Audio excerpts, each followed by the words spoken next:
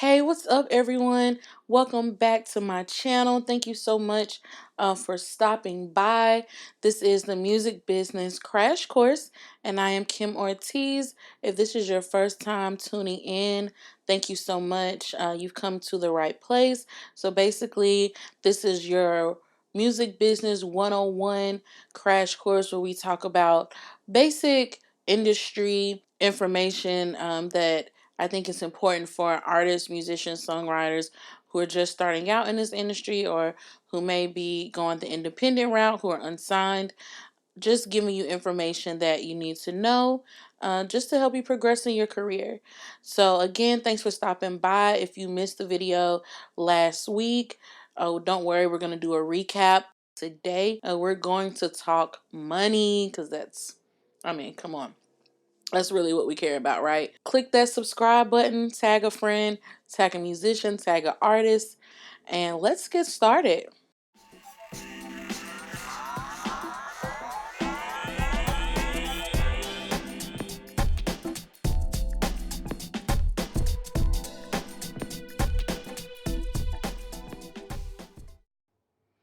Okay, so on today's agenda, we're going to discuss 4 points as it relates to money and royalties and how to make those royalties and who pays those royalties. So we're going to start off by covering artist income stream, and then we're going to talk about the songwriter income streams.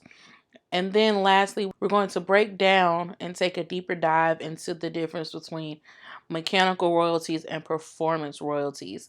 And then we'll pick up with part 2 next week.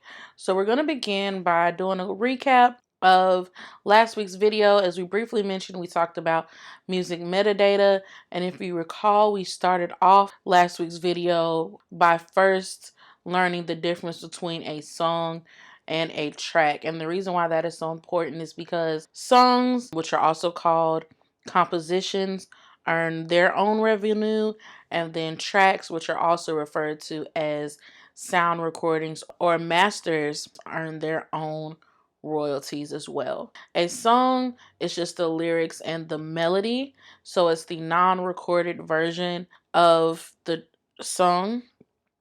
So that means it has not been recorded yet, hasn't been mixed, mastered, or released.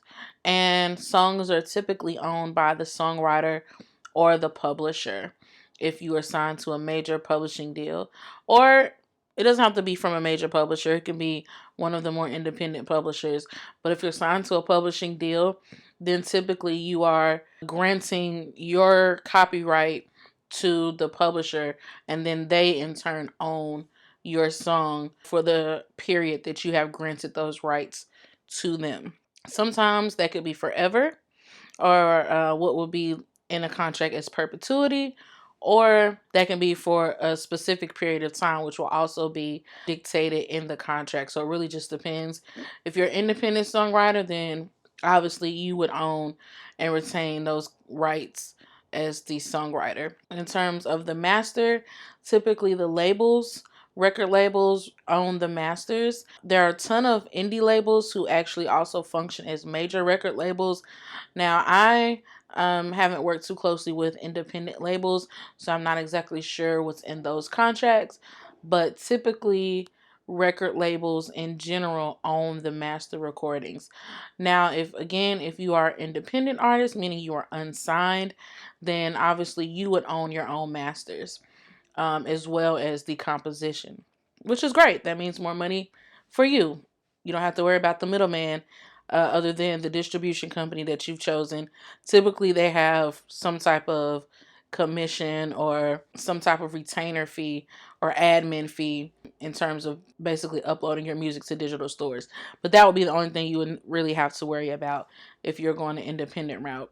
Then lastly, we talked about uploading your music and just making sure that you have an ISRC code and a UPC code attached to the music that you are releasing.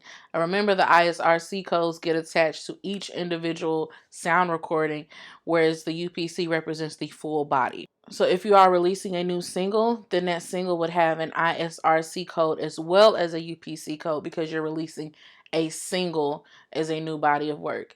If you're releasing an EP or a full-length album, then the EP and the album will have one UPC code that represents that entire body of work, but each individual track off of the EP or the album would have their own individual ISRC codes. And remember, the ISWC code, that represents the song itself, the composition, and you get that from your Performing Rights Society once you have registered the song with them. So your PRO could be BMI, CSAC if you've been invited to CSAC, GMR, or ASCAP. Once you've registered the composition with whoever you're affiliated with in terms of your Performing Rights Society, then that's when you get issued an ISWC code. So that's our recap for last week's video. So we're going to jump right into today's video, and we're going to begin by discussing, how do artists earn money? Well, artists have more earning potential than songwriters do, and here's why. So when we think about how artists make money or various income streams that artists have, there's four main revenue streams that we can consider. So number one being the music, obviously. So you have digital streams that could be physical sales if you're still releasing CDs or vinyl. That could be ringtones. I know that ringtones maybe aren't as trendy now as they used to be, but back in the day, if you had your own ringtone or your own ringback tone, you could have made a lot of money just based solely off of ringtones. And then also digital downloads. So that's going to come from your stores like iTunes, where you can still purchase singles or full albums, and it will be just like a physical sale, but it will be a digital download. So it wouldn't count as a stream. It will actually still count as a physical sale. Secondly, we have merchandise. So that could be t-shirts, that could be stickers, it could be beer mugs. I've seen bands and artists get really creative with their merchandise. So this is definitely an opportunity for you as an artist to be very creative and think outside the box when talking about merch and designing your merch. And then there's an opportunity not only to sell your merchandise online, but you can also sell your merchandise at your shows. That's a great way to get exposure. That's a great way to stand out and be unique and also build new fans. Moving on to touring. Touring and I would say merchandise kind of go hand in hand, but touring and merchandise will only be successful if the music is there. Now, in terms of touring, that is a great way that artists make money, especially independent artists. If you're a touring independent artist, you can make so much money that way because you don't have to deal with the middleman, such as the booking agent, and deal with their commission, or you don't have to deal with the label, and you don't have to deal with a production company necessarily if you know kind of how to route your tours. Something that's really popular now are living room concerts. The very intimate and sort of quiet or invite only, I would say, concerts are very popular, very trendy, and also they're easy to maneuver, especially if you're a small act or a small band or a solo artist. So you can do that with Sofar Sounds. Sofar Sounds is a great platform where basically they build the crowd for you. So they've already curated an audience. All you have to do is show up and play. And most of the Sofar Sounds too, if you're a newer act, then depending on which city that you're performing at with Sofar Sounds, that kind of determines whether or not they'll do a video. But Sofar Sounds has their own YouTube channel, and they do it internationally. I mean, they do Sofar Sounds in Germany, and the UK, and Spain, and France, in the Netherlands. They do it in New York, Los Angeles, Nashville, Chicago. Wherever you name it, they probably have a Sofar Sounds. So that's a great way to get exposure. Same thing with Mahogany Sessions, which is very similar to Sofar Sounds. I would say as an artist, I would highly recommend that you have a Spotify for Artists page. Now, Apple also has something similar called Apple for Artists. So if your music is on Apple Music, then you can also get that data as well. But Spotify for Artists, Apple for Artists, Shazam has something very similar. And Tidal also has a back end very similar, where basically artists can go in and look at their streaming data. So specifically with Spotify, because I'm most familiar with their interface, once you sign up for Spotify for Artists and you claim your profile, then you can go in and it breaks down how many streams each of your tracks have gotten, if you have made it onto any playlist, whether it's a Spotify curated playlist or a playlist curated from someone else on Spotify. It shows you what those playlists are. It also breaks down who's listening to your music, and it breaks it down by cities and countries, which is excellent. So if you're an artist from, let's say, Chicago, and you go in the back end and you take a look at your streams, and let's say a good portion of your streams or your listeners are based in St. Louis. You found that another portion of your streams are based in Louisville. Another is based in DC. That's very helpful. That's 4 cities right there that you can curate a tour. So those are just some suggestions in terms of touring. And then lastly, under potential artist revenue is licensing and sync. So licensing and sync is something that we're definitely going to focus more on in the Let's Talk Money Part 2 video that's going to come out next week.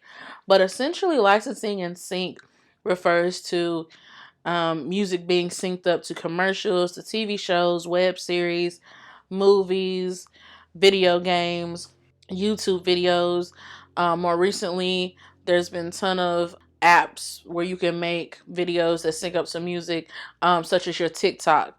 There's a huge opportunity in terms of monetizing your money if your music makes it on to any of those platforms. Then that brings us to, well, if that's how artists make money, then how do songwriters get paid if they don't perform? Which is an excellent question, right? Songwriters really don't have as many revenue streams as performing artists. So here I have a picture of Allee Willis. May she rest in peace. I didn't even realize that she passed away recently, actually, on Christmas Eve. But if you are not familiar with Allee Willis, she is iconic songwriter. I mean, she's worked with all of the greats. You might be familiar with her if you ever watched Friends, because she wrote the theme song, I'll Be There For You, which is the Friends theme song. She co-wrote September with Earth, Wind, and Fire, Boogie Wonderland. She did a lot of work with Earth, Wind, and Fire. She's worked with Patti LaBelle. I mean, really anybody, I would say, as it pertains to like that soul, that funk, R&B. She was heavily involved. Multi-Grammy nominated, Grammy winning, Emmy winning, Tony Award winning.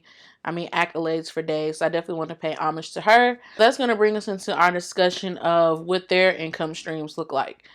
First being performance royalties. Now, I know we briefly touched on performance royalties last week, but I definitely wanted to save it for this week in terms of going deeper into what royalties are, and then the difference between mechanical royalties and performance royalties.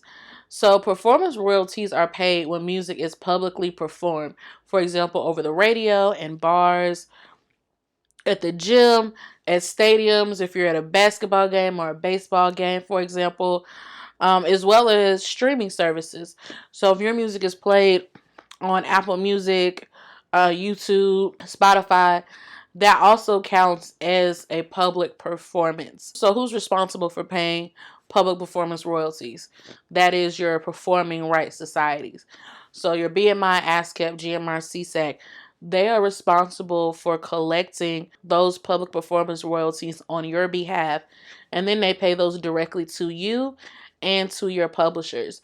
So that's why I suggested that if you are not signed to a publisher, that you create your own publishing entity and register that to the PRO that you choose to affiliate with. Because if you don't have a publisher, then that is money that you're missing out on that goes into that infamous black box that we talked about. Because let's say you're with BMI. Well, they know who to pay for the songwriting revenue, but they don't know who to pay on the publishing side. So if you're only registered as a songwriter but not as a publisher, then that money that is owed to you as a publisher, they're looking like, well, I guess this is mine and I don't know who to pay, so we'll just keep it. And that's how it gets transferred into that ugly black box. Now, radio is very different, so we're going to cover radio, who pays what in terms of royalties from radio play. We're going to discuss that in just a second.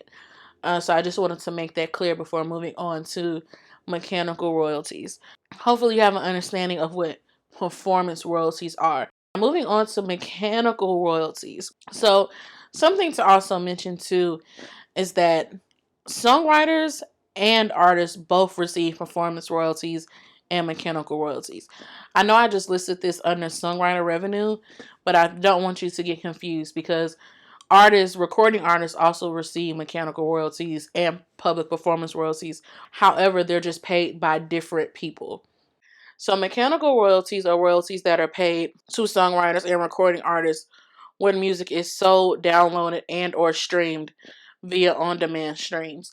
On-demand stream means that I have a premium. If I'm a music user or a listener, I have a premium account with Spotify, which means I'm paying for it.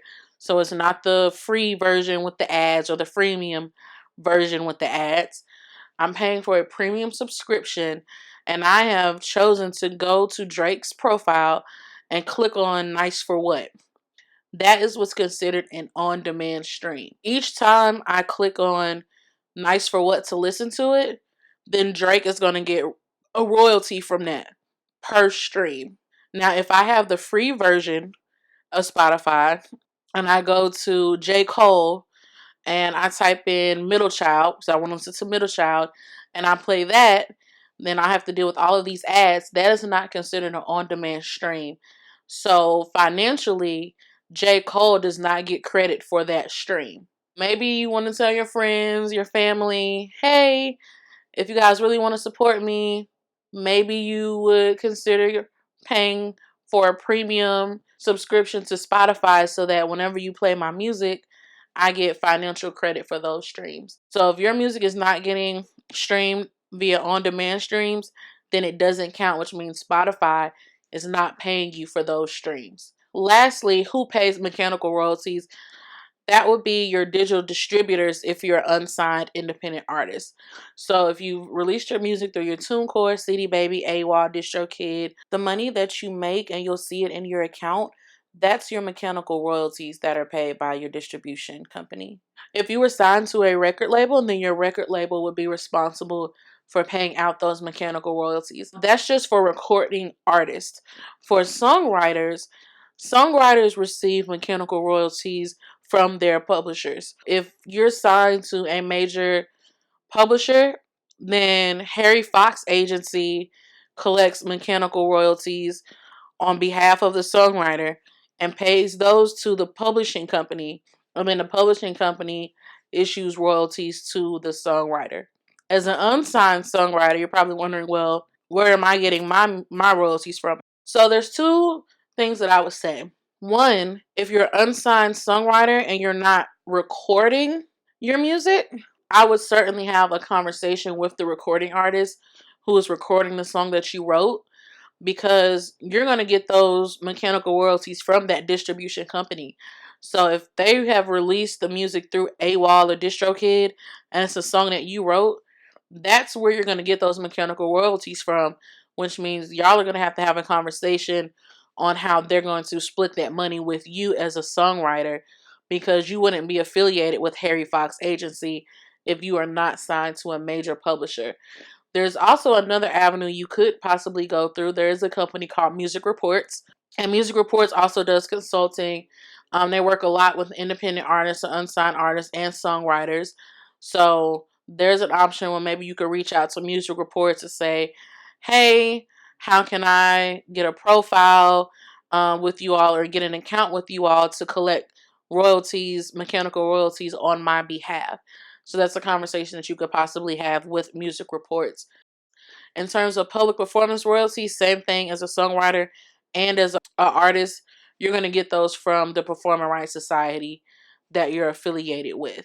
So that all comes from the same place, but the mechanical royalties comes from a different place, whether you're a songwriter or a recording artist. And then licensing and sync. So in the same way that artists have the possibility to get money if their music is licensed for movies, television, commercial, video games, etc., songwriters also have that same revenue ability as well. What is sync? Sync is short for synchronization. So sync licensing is an agreement between the songwriter and the licensee. So whoever wants to borrow, license just means borrow. So whoever wants to use the song for a certain amount of time in a visual element, such as what we just discussed, movies, video games, etc. A master license is an agreement between the owner of the sound recording to use a song in the visual project. Both are needed, meaning a sync and master license are both needed to use the full song. Sync refers to the composition, master refers to the sound recording. And it all goes back to day one fundamentals of the difference between a song and a track. And it's important, I'm going to keep beating that hammer just until you get comfortable with calling a song and a track, and understanding that they're not interchangeable, they're not the same, and they have two separate revenue streams, which means you should be getting different checks. So the more that you understand that, the more you can be confident in knowing where your money comes from. A great way for exposure, especially with licensing and sync, because there's so many independent films coming out and web series coming out, and sometimes whoever the music supervisor is of these projects, they may not have a huge budget to license a huge song like maybe Lizzo's Truth Hurts, or a song from Beyonce, etc. Maybe they don't have the budget to do that. So there's a great opportunity. A lot of artists and bands have been discovered that way because they have teams and people in place who simply just discover new music all day to pitch to music supervisors to use in television and movies that would fit whatever the budget is of the project. Now, I mentioned to you before that radio is a little different, and the reason that I've separated it from the performance royalties is because performance royalties, it kind of gets a little complex, and they're paid differently than traditional performance royalties. So we mentioned with performance royalties that having your music played over internet radio is a public performance.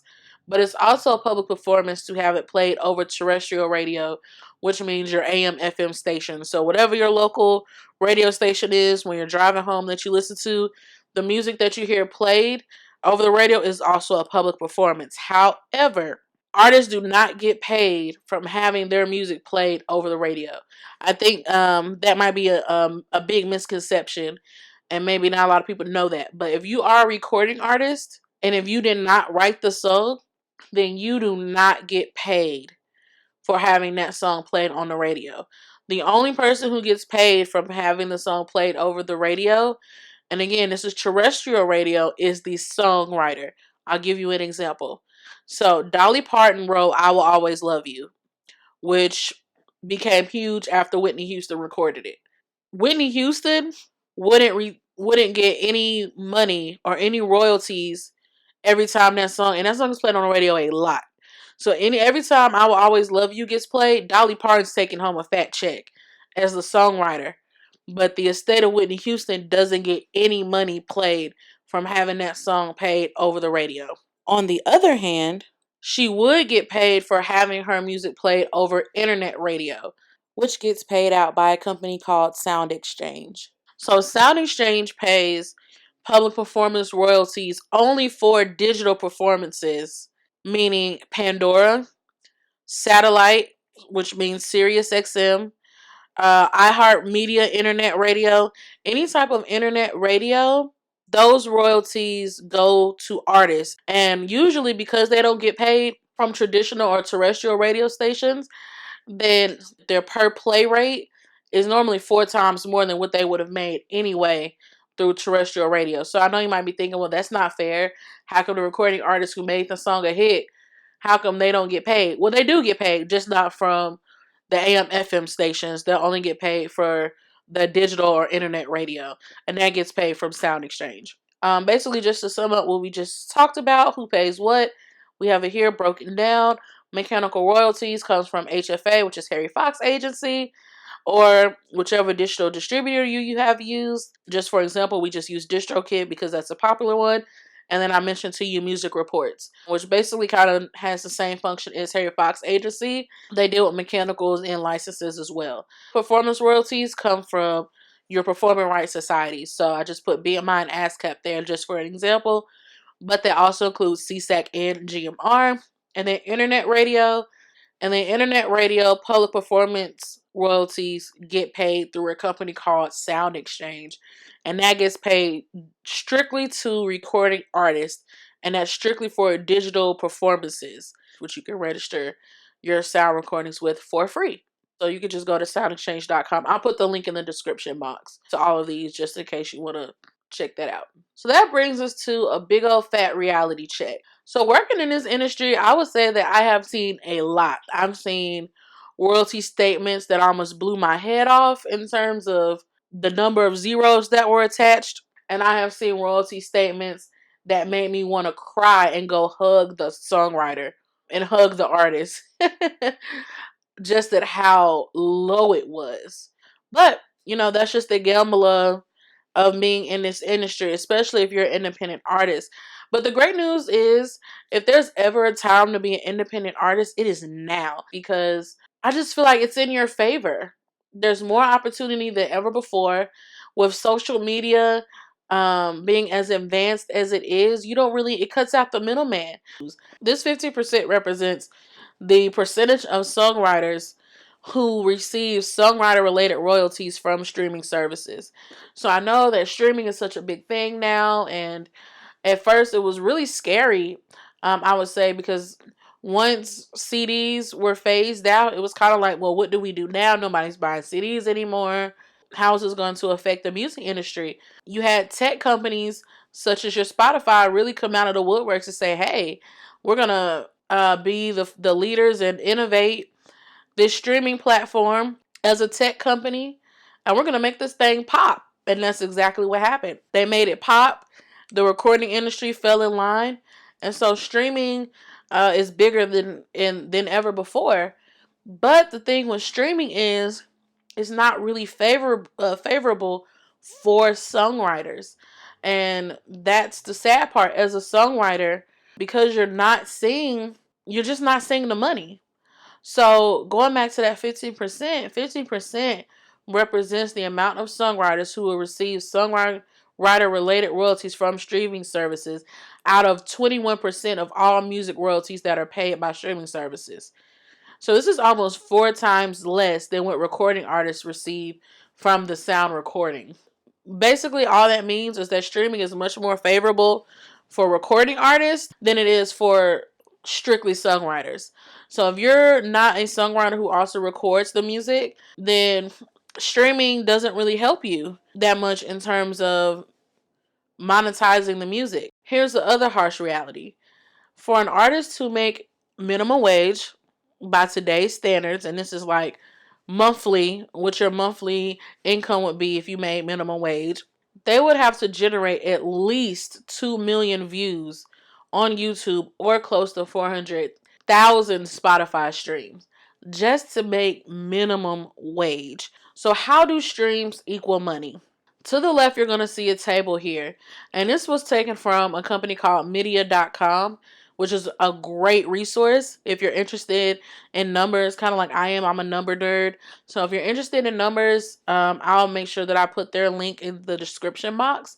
But this is a great resource to go to just if you want to have more information. These numbers represent rough estimates. It's definitely not an approximate amount, but just estimation from average revenue streams. About 5 million streams equal $1,000. That's insane. You may be wondering, how is this possible?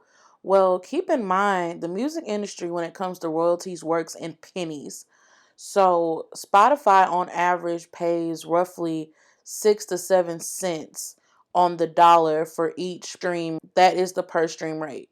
Going back to it not being favorable for songwriters, that is the per stream rate for songwriters. So that's what gets calculated when it comes to mechanical royalties. Now, public performance royalties, in terms of what Spotify pays, that rate's a little different. It also depends on how big the artist is, market share, things like that. But just keep that in mind, about 6 to 7 cents on the dollar. Apple pays a little more. They're closer to anywhere between 8 to 10 cents on the dollar per stream. And Tidal pays close to about 12 cents on the dollar per stream. However, Tidal doesn't have as big of a market share as Spotify or Apple Music. So even though it sounds like, oh, well, Tidal pays more with 12 cents on the dollar, it's really not that much more when you think about it because they're not as big as Spotify. So this is all pennies.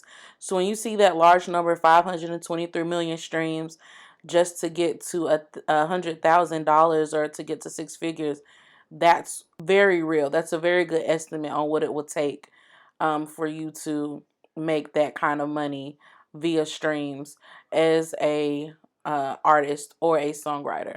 We're going to do what I like to call a case study now that you've seen these numbers, because this is where the breakdown, I just want to show you what this looks like in terms of a royalty statement. Now, remember I said split sheets are always highly suggested whenever you're going into the studio, because the more songwriters you collaborate with, especially if you're an artist that goes to these songwriting camps, then it's likely that there might be 12 to 15 collaborators on a song. And if that's the case, then that pie is getting thinner and thinner and thinner. So we're going to take a look at Nice for What by Drake, because this song actually had 20 songwriters on it. Now, for purposes of this pie and not confusing the heck out of you, I've only listed 12 songwriters, so we're just going to pretend that there were 12 instead of 20. As you can see, each songwriter gets 8.3%. So we basically took 100, divided it by 12, and that determined the percentage that each songwriter gets in terms of songwriting revenue. So we'll just take a look. We split it evenly. Sometimes this may not be even. So I didn't want to get too math heavy. So for simplicity, I made an even split where each songwriter gets 8.3%. But I have seen this pie look ridiculous, where maybe there's 15 people in a song and one writer may get 0.3%. Another writer may get 16.66%. Like, the pie gets crazy. Okay? But we're gonna do just some good old fashioned math. So Nice for What roughly had about 740 million streams. Now I rounded up just to have a nice round number. And then also I just want to say that this in no shape or form represents like what Drake and the other collaborators actually made. But again, this is just an example, just so you can see how that pie is split and what that may mean for you if you are considering collaborating with other songwriters. So we'll just say that Drake roughly generated 740 million streams for Nice for What. Now, based on that table that you saw earlier, where 520 million streams equaled $100,000, I took that model, that formula, and that's how I came up with the total revenue generated for Nice for What was $145,000. In case you're wondering, well, how did I get to that number? Right now, I took that formula of the 523 million streams to calculate what the total revenue would be. That means that is the gross income without any deductions, which means a publisher hasn't been paid yet. In order to calculate the amount that each songwriter will get, we first need to deduct the publisher's share, meaning what the publisher is owed. And of course, this is if you are signed to a major publisher. If you are a singer, songwriter, performer, if you write your own songs and record your own songs, then you would retain the publisher share and the writer share if you have a publishing entity set up already with your Performing Rights Society. So what that basically means is $145,000. Again, that's the gross amount or the total amount that we've made without taking any deductions. To make the deduction, we're going to cut that directly in half. So half of $145,000 is $72,500, which means $72,500 automatically goes to the publisher. Automatically. So that 8.3% that is owed to each songwriter, that doesn't come from the total revenue. That comes from the writer's portion, which is $72,500. Now, from the $72,500, now that's when we will begin to calculate the 8.3%. And we do that simply by multiplying $72,500 by 8.3%. And that gets us to what each writer is owed, which is $6,040. If Drake would have been the only writer on Nice for What, then using this model, using this example, then he would have taken home that 72,500 on his own. But because we have to now split that by 12 people, then he only takes home 6,040. So this is a great stopping point, but I do just want to leave you with some takeaways so you have them for this week. We went over songwriter revenue in terms of how songwriters get paid. We did a great example using Drake's Nice for What as a case study to determine how songwriters can potentially get paid from streams, understanding what streaming revenue looks like. We also talked about the different revenue streams of recording artists as far as touring, merchandise goes, selling music, and licensing and sync. Now, next week we are going to pick up discussing licensing and sync in more detail and exploring those opportunities and how to pitch your music to music supervisors for those placement opportunities in television, film, YouTube, web series, etc.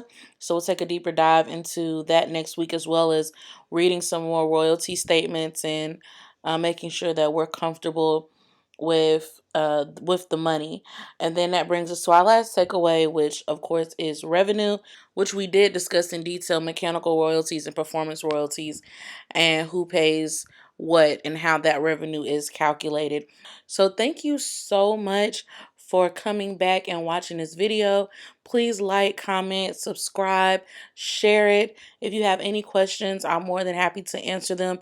You can leave them in the comment section. Make sure you follow us on all socials. Go ahead and hit that share button, friend. So thanks so much for watching, and we'll catch you back here next week. Take care.